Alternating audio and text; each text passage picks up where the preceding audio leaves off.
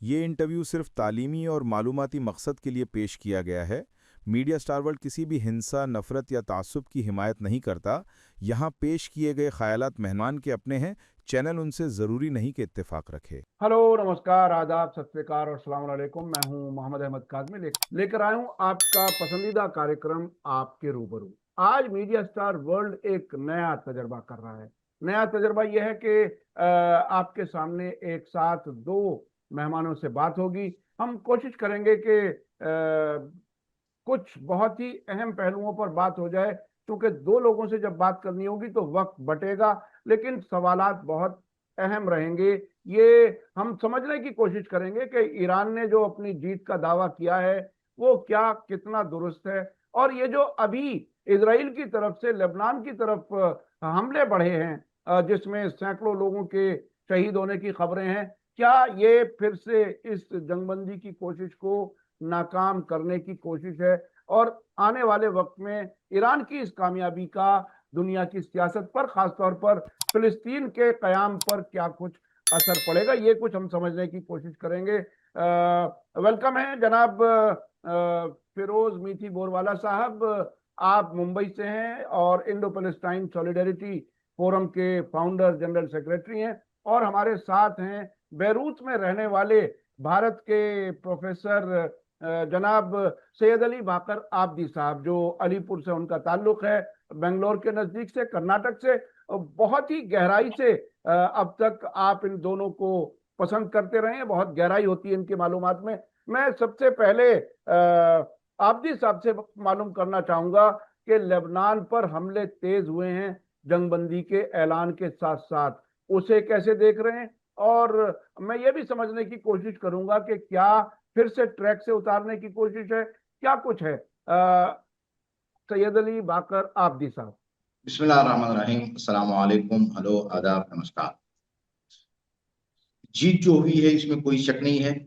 International level पे, आलमी तौर पे ईरान की जीत इस जंग में हुई है। जैसे ट्रंप ने, अगरचे वो जो है क्या है, हार नहीं मान रहा है, बल्कि वो भी अपने आप को ये कह रहा है कि हम भी जीते हैं, यानी हुर्मुज़ को खोलकर।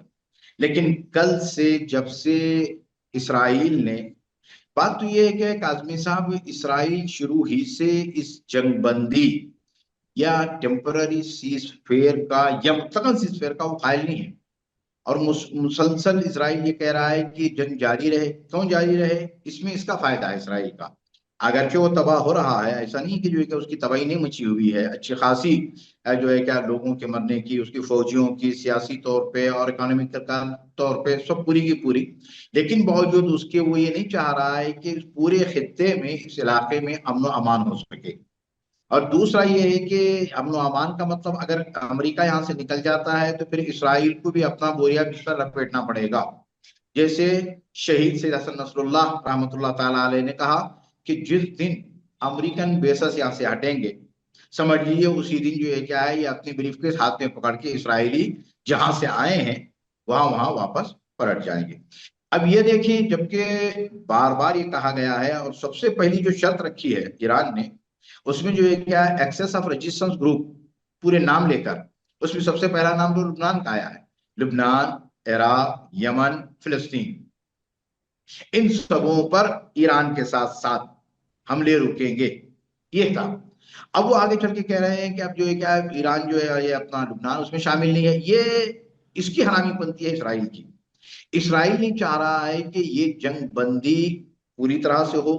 और देखिए ये आगे भी जो है क्या पूरी ये कोशिश करेगा कि कल की जो बैठक है उसमें भी बहुत कुछ कोशिश करेगा कि किसी तरीके से कहीं ना कहीं फिर ले आके उसको उसमें रुकावट डाल सके। अब इसने क्या किया कल? कल जो इसने किया है काजमी साहब, 15 मिनट के अंदर 100 हमले किए इसराइल ने पूरे लुबनान पे। सौस से लेके जाहिया, बैरूत, बिका और नार, पूरा, यानी लुबनान का कोई इलाका ऐसा नहीं जिसमें 100 हमले हुए हैं। अभी तक की जो है क्या, जो खबर आ रही है मिनिस्ट्री ऑफ हेल्थ लुबनान की तरफ से, तकरीबन 1100 से 1200 जख्मी और शहीद, यानी शोहदा की तकरीबन जो है क्या 300 से ऊपर की जो है क्या टारगेट बताया जा रहा है। और जख्मियों का अभी भी बहुत सारे लोग मलबों में अंदर हैं, अभी निकाले नहीं गए हैं कि कितने उसमें जो है क्या जिंदा हैं, कितने शहीद हो गए, कितने जख्मी हैं। ये जो सिलसिला वहां पे हो रहा है, ये जो इसने किया, कल सबसे बड़ा हमला किया है इसराइल ने। ये पूरे दिनों में जो जंग होती रही, 40 दिन की ये जंग, उससे पहले वाली उन जंगों में ये इस तरह का हमला नहीं हुआ जिस तरह उसने कल हमला किया। अब ये सोचा जा रहा था कि हमला रुक जाएगा, रात में भी हुआ और फिर सुबह फिर शुरू हुआ है। जबकि ईरान ने कहा है, हारस सोहरी ने जो है क्या जो IRGC ने कहा है बाकायदा तौर पे कि अगर इस तरह से हमले जारी रहे तो गोया कि जो है क्या सीज फेयर की मुखालिफत की गई और हम हमले करेंगे। और अभी कल से भी बंद है, हॉर्मुज़ का अभी भी बंद है, सिर्फ 2 जहाज निकले हैं और बाकी पूरा अभी भी बंद है। क्यों? जब तक कि हमले पूरी तरह से नहीं रोक दिए जाते।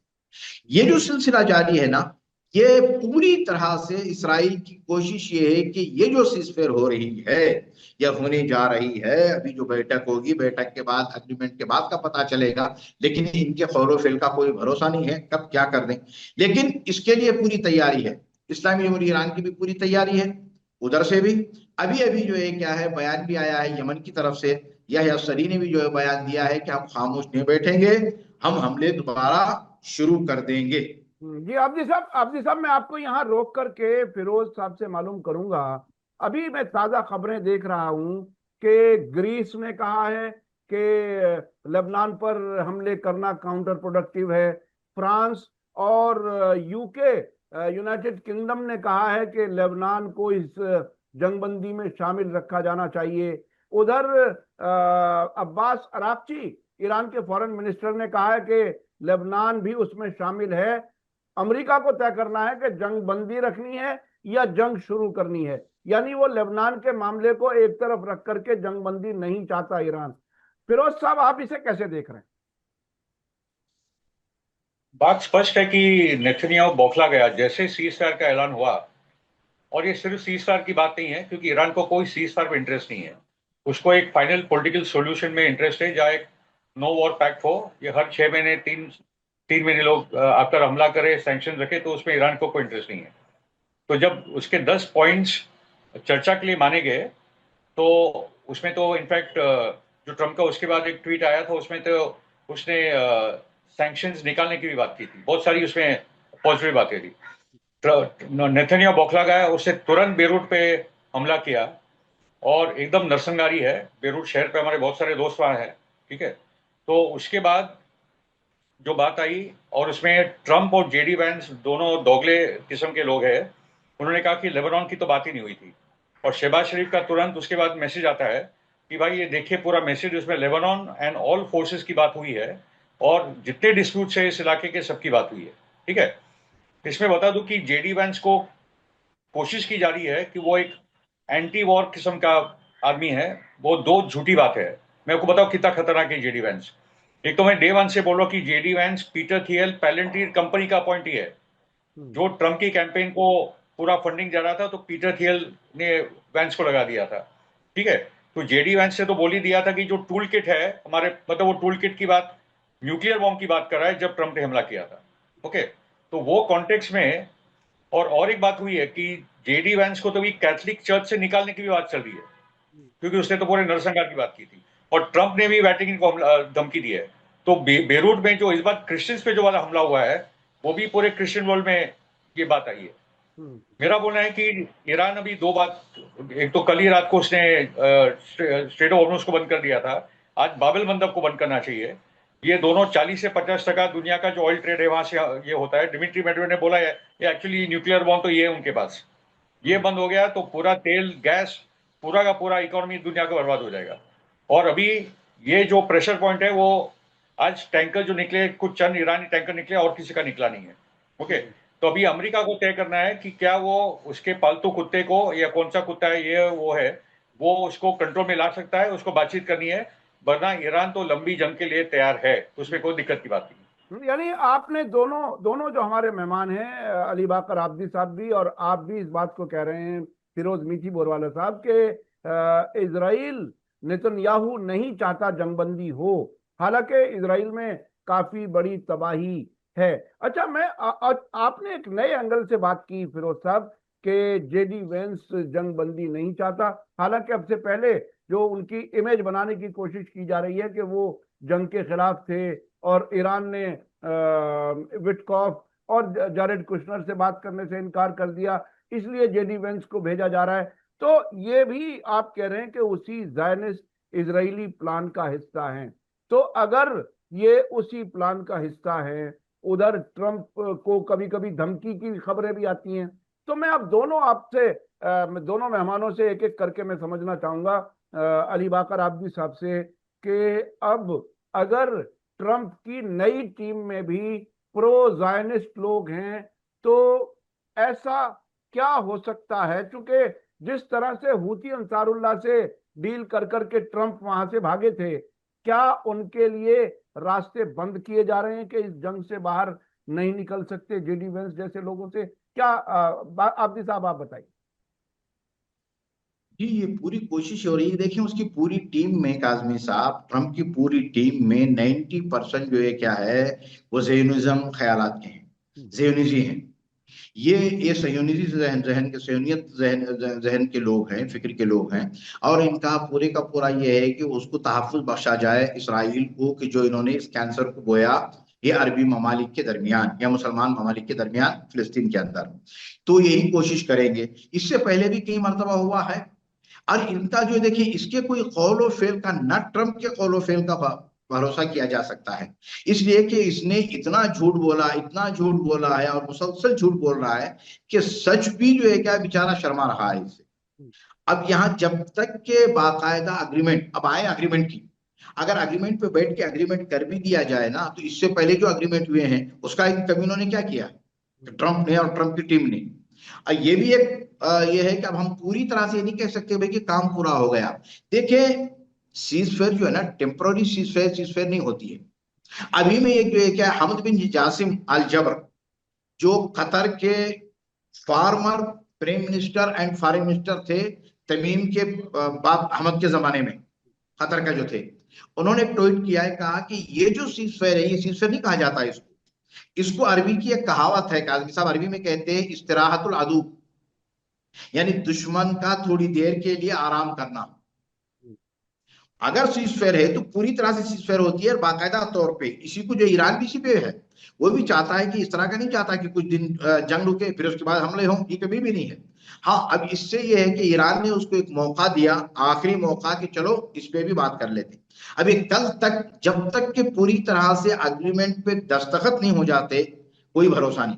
अभी जो आ रहा है कोशनर के साथ, जिस तरह से अभी जो है क्या फिरोज साहब ने बताया कि वो पूरे का जो है क्या प्रो इजराइलियन है, समझ लीजिएगा। वो बाकायदा तौर पे जो है क्या इसराइल से जो है क्या वही तालीमात लेकर आएगा जो उसके कान में भरे जाएंगे, भाई ऐसे ऐसे तुम्हें करना है, कहीं एक चीज में भी लटका दो, भाई ये नहीं मानेंगे। जबकि उनके बाप ने, ट्रंप ने मान लिया तमाम शर्तों को, यानी 10 शर्तों को जो रखे गए थे ईरान ने, उनको मान के कर लिया। लेकिन अभी भी हम ये मुतमईन होकर नहीं कह सकते काजमी साहब के जो है ये मान नहीं लेगा। लेकिन शिकस्त तो हो गई, दुनिया भर में शिकस्त हो चुकी उसकी। और उसका एक जो हुआ था भाई बहुत बड़ा, जिसे कहते हैं कोई शेर शेर शेर, ये शेर सब खत्म हो चुका, उसकी शेरियत बहादुरी खत्म हो चुकी है और सब कुछ। और उसने अपने जो कुछ भी अड्डे बनाए हुए थे, जिसको 30 35 40 साल लगे काजमी साहब गल्फ में, वो पूरे इस तरह से तबाह हुए हैं। अब उनको बनाने के लिए भी उतना ही टाइम चाहिए, कम से कम कुछ नहीं तो एक एक जो उसका बेस है, 3 साल 5 साल 10 साल, बात तो कह रहे हैं कि भाई बास बेसों को बनाने में जो 15 साल भी लग सकते हैं, ये हाल हो चुका। लेकिन अब ये मामला है कि कल जुमा है, कल होनी है बैठक। अब इस बैठक के दरमियान में क्या है, अब इसी बैठक किए जा रहे हैं। अभी भी देखें, अभी अभी चंद मिनट पहले, यानी अभी जो है क्या 10 मिनट पहले फिर हमला किया है साउथ लुबनान पे इसराइल ने। अब इस हमले में क्या है, इस हमले में 10 लोगों की, एक गांव है जिसका नाम जरारिया, जरारिया में जो हमला किया है उसमें 10 लोगों की शहादत की खबर अभी अभी 10 में 15 मिनट पहले की खबर। यानी ये जो इसके हमले मुसलसल बाकी रहना, इन हमलों में और अग्रीमेंट होने जा रहा है सीज फायर की 2 हफ्ते के लिए। और कल जो बैठ के तफसीली बात करेंगे उन 10 उमूर पे, जो 10 शर्तें रखी हैं ईरान ने उस पे, तो ये कहां तक वो अपनी बात में सच्चा रह सकता है, ये कल देखने का मरहला। अच्छा, अभी तक आप दोनों हजरात का जो नजरिया है वो सीधा सीधा ये है कि नेतन्याहू इजराइल जंगबंदी को आगे बढ़ने नहीं देना चाहता। जेडी वेंस के बारे में जो फिरोज साहब ने बताया कि वो खुद ज़ायनिस्ट लॉबी का आदमी है और वो भी शायद जंगबंदी नहीं चाहता। उधर ईरान साफ साफ कहता है कि अगर हमारी शरायत मानो तो जंग बंद होगी, नहीं मानो तो जंग बंद नहीं होगी। यानी वो उसकी डिमांड अपनी है, जिनको मान लिया गया शुरुआत में यहाँ इस इलाके से अमेरिका की फौजें चली जाएं, हमें वो तावान दिया जाए, जो नुकसान हुआ है हॉर्मोज हमारे कंट्रोल में रहेगा, इस किस्म की बड़ी बड़ी शर्तें मानी गई। उसके बाद ये जंगबंदी शुरू हुई। अब नतीजा ये निकल के आ रहा है कि ट्रंप की टीम में ज़ायनिस्ट लोग घुसे हुए हैं व्हाइट हाउस में मुसलसल। वो जंग बंद नहीं करना चाहते, नेतन्याहू जंग बंद नहीं करना चाहते, और ईरान अपनी शर्तों से कम आकर के जंग बंद नहीं करना चाहते। तो फिर आगे नतीजा क्या होगा? फिरोज साहब आप कैसे देख रहे हैं? देखिए, पहली बात तो इस जंग के दौरान एक बहुत बड़ी बात हो चुकी है कि क्लियर कट पूरा अमेरिका बोल रहा है कि ये इजराइल का हुआ जंग है, हमको पूरा डाला गया है। ये यहूदियों के लिए बहुत ही खतरनाक बात है। पूरा ब्लेम जब अमेरिका हारेगा, और वो हार चुका है और भी हारेगा, ये पूरा यहूदी लॉबी पे और अमेरिका में जो यहूदी बसते उनके ऊपर बड़ी आफत आने वाली है। ओके, दूसरी बात है कि हम लोग ना समझे कि दूसरी लॉबी अमेरिका में ऑपरेट नहीं हो रही है। मैं मानता हूं कि अभी अमेरिकन मिलिट्री में बहुत बड़ी बगावत की उम्मीद है, क्योंकि अभी जो लैंड इन्वेजन की तैयारी चली, क्योंकि ट्रंप लैंड इन्वेजन की भी तैयारी साइड बाय साइड कर रहा है। आज उसका और एक खतरनाक ट्वीट आया कि अभी मैं ये करूंगा वो करूंगा, मेरी बात मान जाओ वगैरह वगैरह जो करता रहता है। मेरा बोलना है कि एक तो ट्रंप बहुत डर लोग से, जेफरी सैक्स और जॉर्ज गैलेट दोनों ने बोला वो तो अपनी जान के लिए डरता है कि लोग उसको मार डालेंगे। इसकी सरकार में प्रॉब्लम समझ लीजिए, जो पूरी ज़ायनिस्ट लॉबी है और जो यहूदी है। नंबर 1 जैरेड कुशनर, विटकॉफ और स्कॉट बेसेंट जो उसका ट्रेजरी सेक्रेटरी है, वो ये तीनों यहूदी है। पीट हेग्सेट पागल आदमी है जो वॉर सेक्रेटरी है, क्रिश्चियन ज़ायनिस्ट कट्टर है, ठीक है। जॉन ग्रैडक्लिफ जो सीआईए का डायरेक्टर है वो इजरायली अपॉइंटी है। कैश पटेल इजरायली अपॉइंटी है। स्टीफन मिलर जो उसका स्पेशल एडवाइजर है वो उसका अपॉइंटी है। मार्क लेविन जो फॉक्स चैनल से रोज बोलता है कि न्यूक्लियर बॉम्ब डालो, वो उसका है। पॉला वाइट जो उसकी एडवाइजर है चर्च की, वो है। Lindsey Graham. पूरा जो मेन लोग से घिरा हुआ है ना, वो पूरे की पूरे इजराइल लॉबी के। तो पहले तो एक कोशिश होनी चाहिए अमेरिकन मिलिट्री और दूसरे फोर्सेस है कि ये पूरी की पूरी कैबिनेट चेंज हो, और वो होगा आगे जाके, ठीक है। उसके साथ जो मैं देख रहा हूं ये साल में, देखिए सीधा का सीधा ईरान ने तो एक गुड फेथ में वापस, मगर ईरान ने गुड फेथ में, मगर वो इस बार अंधा नहीं गया है। मेरे हिसाब से कल अब्बास अराक्ची इस्लामाबाद नहीं जाने वाले। कोई ईरानी कल इस्लामाबाद जाके बातचीत नहीं करने वाला, ठीक है। और आज कल रात से ही स्ट्रेट ऑफ हॉर्मुज़ बंद हो गया है। आज बाब एल मंदब बंद होना चाहिए। और जो यमन ने पहले बोला था कि अगर सऊदी और यूएई ये हमला करेगी तो मैं भी उन पे हमला करूंगा, तो अभी यमन की तरफ से बड़े हमले जारी हो रहे जाने। जब तक ये गल्फ के फालतू अरब शासक, ये डिक्टेटर, जब तक उनको ठिकाने नहीं लगाएंगे तो ये जंग का एक बड़ा प्रॉब्लम होगा। तो उनको न्यूट्रलाइज करना बहुत जरूरी है। इजराइल के सामने अभी ईरान को बहुत बड़े पैमाने पे, इराक को भी अभी बड़े पैमाने पे उतरना होगा। इराक को भी पूरा उतरना होगा। अभी जो पूरा एक्सेस है वो हस्टल शाबी से लेकर सब लोग को उतरना होगा। और मेरा बोलना है कि कोई ना कोई तो प्लान बने जहाँ गोलान हाइट्स में भी इराकी और ये सब जो लोग हैं वो सीरिया में भी घुसकर ये भी वहां से भी हमला जारी करे। बहुत मैसिव अभी ये तो उनका प्लान का एजेंडा है, मगर ये प्लान को आगे बढ़ाना होगा। ये और उसके साथ ये आप उसके साथ ईरान को वेस्ट बैंक में हमले चालू करने होंगे, सभी सेटलमेंट्स पे 24 घंटे का ऐलान, सब सेटलर्स वहां से निकल जाओ। और एक इजरायली इंपॉर्टेंट ऑफिशियल ने बोला कि अगर बेन गुरियन एयरपोर्ट खोला ना पूरा, ये पूरा देश खाली हो जाएगा। ये परिस्थिति इजराइल की। ये देश बेन गुरियन एयरपोर्ट खोलते तो देखो क्या पता चलता है क्या होगा, कौन रहेगा उस देश में भी। और फिरोज साहब आपसे पहले कई बार कह चुके हैं कि 2028 तक उन्हें पूरी उम्मीद है कि इजराइल खत्म हो जाएगा, और ईरान की तरफ से भी उसी किस्म की शायद कोशिश है कि वो पूरी तरह से खत्म करके शायद पीछे हटे। अब जो मैं थोड़ा सा और आगे बढ़ के समझना चाहता हूं वो ये है कि अभी जिस तरह के हालात बन रहे हैं, ईरान भी ऐसा जाहिर कर रहा है कि वो जंग जारी रखने के लिए पूरी तैयारी कर रहा है। शायद उसने जंगबंदी इसीलिए फिलहाल कबूल की कि उसके यहाँ भी तैयारी हो जाए। तो क्या इस बार बिल्कुल फुल एंड फाइनल जिसे कहते हैं उस तरह की जंग होने वाली है, क्या इस पूरे इलाके से मुकम्मल तौर पर अमेरिका वापस चला जाए या चला जाएगा? हालांकि उसके बहुत से फौजी अड्डे तो तबाह कर दिए गए हैं। और क्या इजराइल इसी तरह से तेजी से खत्म होगा ट्रंप और नेतन्याहू की गलती की वजह से? जी अली बाकर आबदी साहब, आप इस सवाल का जवाब जी दीजिए, फिर मैं जाऊंगा फिरोज साहब की जी तरफ। वक्त हमारा कम रह गया, जरा जवाब मुख्तसर रखिए। जी। तो बात यह है कि जो देखिए तैयारी दोनों तरफ से बाकायदा तौर पे हुई है। ईरान तो पहले ही से तैयार है और उसी तैयारी के साथ जो है 6 महीने नहीं साल तक की तैयारी है ईरान की जंग करने की। अब उसके लिए मसला नहीं है, मसला किसके लिए है? इन शैतानों के लिए है, अमेरिका और इसराइल के लिए। तभी जो है कि अमेरिका मजबूर होके जो है क्या उसने ईरान की शर्तों को माना है। अब जिस तरह से जो है क्या है कहा जा रहा है, अभी जो फेरोज साहब ने कहा कि जिस तरह से होना चाहिए, अब होने वाला वही है।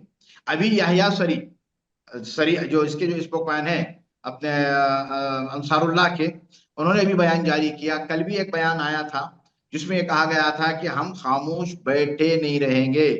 अभी जो लुबनान पे हमला हो रहा है उस पे हम खामोश नहीं बैठेंगे। हमने जो है क्या तमाम जो भी शर्तें 10 शर्तें जो ईरान ने रखी थी उस पे सीजफायर के लिए बैठ के बात करने पे रुकी थी। अभी हमला हो रहा है तो खुद इसराइल ने अमेरिका ने सीजफायर की मुखालिफत की। अब मामला जो है ना जो आगे बढ़ेगा और बढ़ना भी है। आज फिर सुबह तकरीबन आज 10 बजे तकरीबन समझ लीजिए कि 12 बजे यहाँ के टाइम के हिसाब से हिजबुल्लाह ने साउथ लुबनान पे और नॉर्थ फिलिस्तीन पे क्रियात शमूना पे मिसाइल दागे। कल रात और कल पूरा दिन जो है क्या उन्होंने जो है क्या इस सीजफायर जो हुई है उस पर बाकायदा कायम रहे, जबकि इसराइल की तरफ से हमले होते थे लेकिन उन्होंने हमला नहीं किया। कल जो इतना बड़ा हमला किया इसराइल ने कि जिसमें 300 से ज्यादा शहीद और उसके बाद जो है क्या है 700-800 जख्मी हुए हैं और बहुत बड़ी तबाही मचाई पूरे लुबनान में इसराइल ने। अब जो मरहला है इधर लुबनान से और उधर हजदुशाबी और इधर यमन और ईरान। अब जो है क्या है बड़े मिसाइलों का बाकायदा तौर पे हैफा, अमर रशाश, इलाद, जब तक यहाँ पे जो है क्या एक बड़े हमले अब नहीं होंगे उस वक्त तक ये खामोश नहीं बैठेगा। ये बाकायदा ये इसकी छेड़ी लड़ाई जो हो रही है ना, ये बाकायदा तो बार बार जो हमले जो कर रहा है इसराइल इसीलिए कर रहा है वो। अब जो है उसको रोकना है तो बड़े हमले तमाम की तरफ से होने चाहिए और होंगे ही, होने चाहिए क्या तकरीबन जी जब वक्त आपने होगा तो आपने चारों कहा तरफ से बात हो आपने रही है। कहा आपने कहा बड़े हमले होने चाहिए, और जिस तरह से फिरोज साहब ने भी ये कहा कि बाबुल मंदब बंद होना चाहिए और इराक को भी पूरी तरह से खुल करके आना चाहिए। ये तो देखिए प्रिज्यूम करने की चीजें हैं, ये मशवरे के तौर पर हैं। एक चीज अभी सामने आ रही है जो इजरायली मीडिया और इधर उधर में देख रहा था मुख्तलिफ मीडिया के, ईरान के डेलीगेशन के बारे में ईरान के एक मिनिस्टर ने ट्वीट किया कि उसकी ईरान की टीम इस्लामाबाद आज रात में पहुंचने वाली है, लेकिन बाद में वो डिलीट कर दिया गया। उसकी ये भी खबर आई बाकायदा। उधर ईरान की पार्लियामेंट के स्पीकर मोहम्मद बाकर कालीबाफ ने कहा है कि इस तरह की सीज फायर वायलेशन हो रही हैं, इसमें अमेरिका से बातचीत करने के कोई मानी नहीं है, बातचीत नहीं करनी चाहिए। उन्होंने ये मशवरा दिया है। आपको क्या लगता है कि क्या ईरान में फैसला लेने वालों में कहीं कोई इख्तलाफ है, या कुछ लोग टेस्ट करना चाहते हैं बातचीत करके और फिर अपना रास्ता वही लेंगे, या कहीं कुछ इख्तलाफात देख रहे हैं? क्या कुछ है ईरान के अंदर, क्या हो रहा है? आई थिंक अगर अमेरिका ने नेतन्याहू को रोक दिया होता तो फिर बातचीत करना ठीक था कि इस्लामाबाद पहुंच के बातचीत करे। मगर लेबनान में तबाही मची है और ट्रम्प बोल रहा है कि लेबनान को इंक्लूड नहीं किया, जेडी वैंस भी वही बोल रहा है कि लेबनान को इंक्लूड नहीं किया, तो फिर बातचीत क्यों करनी है? क्योंकि ईरान अपने लिए तो थोड़ी लड़ रहा है, ईरान तो पूरे इलाके के लिए लड़ रहा है, ईरान पूरी दुनिया के लिए लड़ रहा है। तो पॉइंट इज कि अगर पैलेस्टाइन, लेबनान, इराक, यमन, ये सब जो मुद्दे हैं जो पूरे इलाके के मुद्दे हैं, ये सब पे बातचीत नहीं होगी तो बातचीत फिर पे क्या करनी है? चीज ईरान तो लड़ रहा है अपनी बड़ी लड़ाई, ईरान तो उनको बहुत बुरी तरीके से हरा रहा है। ओके, क्योंकि डे वन से जब ये ट्रम्प को लगा था 2 दिन की बात है, हो गया अभी 1 महीने के ऊपर, अभी ट्रम्प डर गया है और ट्रम्प कोई लंबी लड़ाई लड़ नहीं सकता। ठीक है, तो द पॉइंट इज कि ये सीज फायर की भी मांग लगातार ट्रम्प से आ रहा था ना, वही ट्विटर पे रोड डाल रहा था उसके ट्रूथ सोशल मीडिया पे। So the point is now that Iran I don't think should go, I don't think Islamabad में कोई बातचीत होने वाली है। और पाकिस्तान ने काफी मेहनत की थी, चाइना तक ने ये पूरे मुद्दे को एक्चुअली बैकिंग दी है। चाइना का एक रोल है उस मुद्दे में, ये अकेले पाकिस्तान की ताकत नहीं है इतना बड़ा मूव करने की। ओके, तो द पॉइंट इज के इजराइल आज बहुत आइसोलेट हो रहा है, यूरोप से आइसोलेट हो रहा है, चीन से आइसोलेट हो रहा है, रशिया से आइसोलेट हो रहा है। अभी टारगेट ये हो जाना चाहिए कि अमेरिका और इजराइल का रिश्ता टूटे, और वो दिन भी दूर नहीं है। वो दिन भी दूर नहीं है जब इजराइल और अमेरिका का रिश्ता टूटे। अच्छा, अब आपने कहा कि बातचीत कोई आगे बढ़ने के इम्कान नहीं है या नतीजा नहीं आ सकता। अच्छा, मैं अब एक सवाल का दोनों से बहुत मुख्तसर जवाब मांगूंगा। कल से पहले तक पूरी तरह से एक तरह से अमेरिका सरेंडर कर रहा था कि ईरान की तमाम शर्तें मान ली, 10 की 10 शर्तें, और एक ही दिन नहीं हुआ कि वो लेबनान पे हमले भी साथ साथ उसी दिन शुरू हो गए, और अब कुछ झूठ बोलने का सिलसिला भी शुरू हो गया। क्या इनको ऐसा लगता है इनके पास फौजी ताकत कहीं से और आ जाएगी ईरान से मुकाबला करने के लिए, जो अब मुकाबला नहीं कर पा रहे थे, अब से एक हफ्ते बाद कैसे मुकाबला कर पाएंगे? अली बाकर आब्दी साहब, आपको क्या लगता है? सिर्फ एक मिनट में आप जवाब। काजमी साहब, मसला ये है कि नहीं, इसराइल के पास जो दिफाई सिस्टम है ना, डिफेंस सिस्टम, वो पूरी तरह से खत्म हो चुका है। वो ये चाह रहा है कि जो है बिलखुसूस डिफेंस सिस्टम जो है क्या लाए वो उसके यहाँ नस्ब किया जा सके। आज पता है कि पहले तक मामला ये होता था कि जो भी मिसाइल, अगर 10 मिसाइल गए तो कम से कम 5, 6, 7 को गिरा देता था। अब ऐसा नहीं होगा, तमाम मिसाइल यहाँ तक के लुबनान से जो जा रहे हैं, साउथ लुबनान से मिसाइल वो तक अपने टारगेट पे जाके गिर रहे हैं। मतलब ये है कि उसका डिफेंस सिस्टम बिल्कुल खत्म हो चुका है। और इस डिफेंस सिस्टम को मैं आपको यहीं रोक करके फिरोज साहब से पूछना चाहता हूं कि इस फौजी कमजोरी के बावजूद ये झूठ बोलने का सिलसिला करके बातचीत को फेल कराने का शुरुआत क्यों हो गई ट्रंप की तरफ से और ट्रंप की टीम की तरफ से? जी, कोई बड़ा प्रेशर ट्रंप पे तो है, ये हमको पता ही है। तो कोई बड़ी धमकी नेथन ने उसको दी होगी। एक तो एप्स्टीन फाइल पूरा निकाल दूंगा, या वापस मेरी मेडल से उसको $2 मिलियन दे दिए होंगे, क्योंकि ट्रंप तो बिकाऊ आदमी है ही। सवाल यह है कि ट्रंप लैंड इन्वेजन करेगा कहां से? कोई रास्ता ही नहीं है आने के लिए अंदर। आप कहां से आने वाले हो? ओके, एक ही रास्ता है यूएई, और वहां से आप एम्फीबियस लैंडिंग फोर्स करो और दरिया से आ जाओ। ना पाकिस्तान से, ना इराक से, ना अफगानिस्तान से, ना अजरबैजान, कहीं से आप अंदर नहीं आ सकते। अंदर कहां से आने वाले? और जो छोटा मोटा आपने करके दिखाता है, यूरेनियम के लिए आए थे, वहां पिटकर गांव वालों से आपको भागना पड़ा। तो ट्रंप तो पूरा का पूरा सुसाइड मिशन पे अपने जवानों को मरवा देगा। और इसी में मुझे उम्मीद की किरण दिख रही कि अमेरिकन मिलिट्री में बगावत हो जाए और ये सरकार को हटा दे, क्योंकि इम्पीचमेंट भी जोरों से चल रहा है एप्स्टीन फाइल को लेकर भी, और ये जो वॉर उसने की है उसको भी लेकर इम्पीचमेंट जोरों से आगे बढ़ रही है। आज बनी सैंडर्स जैसे आदमी ने भी बोल दिया कि इजराइल के कारण ये जंग हो रही है, तो इजराइल लॉबी पे तो बड़ा भी प्रहार होने वाला है। तो मेरा बोलना है कि ईरान की तरफ से जो प्रेशर बनते जा रहा है जंग का, और जिसमें इजराइल से लेकर ट्रंप की हालत खराब है, और अभी पूरा एक्सेस इराक और यमन भी एक्टिव हो जाएगा। हिजबुल्लाह तो बलिदान दे रहा है, और क्योंकि ये जो इजराइल ने किया कारनामा, वो हिजबुल्लाह को हरा ही नहीं पा रहा है जमीन पे, वो आगे नहीं बढ़ पा रहा है। ओके, पॉइंट इसलिए जाके उसने गुस्से में ये सब सिविलियन बॉम्बिंग किया, जो उसका एक तरीका है। तो मेरा बोलना है कि ईरान प्रेशर बना के रखे, वहां लड़ाई जारी रहे, और अमेरिका में कोलैप्स होगा, इजराइल तो कोलैप्स हो ही रहा है। जी, मैं उसी पर नतीजे के तौर पर बताना चाह रहा हूं कि अगर यही रहा, ईरान की ताकत कम होने वाली नहीं है, वो बरसों की जंग के लिए तैयार है, इधर कहीं कोई जवाब देने की हालत में नहीं है। इसका मतलब सीधा यह है कि ट्रंप और नेतन्याहू के पागलपन वाले जो फैसले होंगे वो खुद इजराइल और अमेरिका को डुबो देंगे, ऐसा अंदाज है। आप लोगों का बहुत बहुत शुक्रिया। आप लोग मीडिया स्टार वर्ल्ड के इस पहले इस किस्म के प्रोग्राम में आप दोनों शामिल हुए, इसके लिए मैं बहुत बहुत शुक्रगुजार हूं। अपने दर्शकों से मैं कहना चाहूंगा, आज का वीडियो आपको कैसा लगा कमेंट्स में जरूर लिखें और ज्यादा से ज्यादा लोगों तक शेयर करें। इसी के साथ मुझे दीजिए इजाजत। धन्यवाद, शुक्रिया। जय भारत, जय हिंद। हमारे चैनल मीडिया स्टार वर्ल्ड को सब्सक्राइब कीजिए और बेल आइकॉन दबाइए, ताकि हमारी हर नई वीडियो का नोटिफिकेशन आपको सीधे मिलता रहे। अगर आपको हमारी खबरें पसंद आती हैं तो उन्हें अपने व्हाट्सएप, इंस्टाग्राम, फेसबुक और ट्विटर अकाउंट्स पर शेयर करना ना भूलिए, ताकि और लोग भी हकीकत से वाकिफ हो सकें।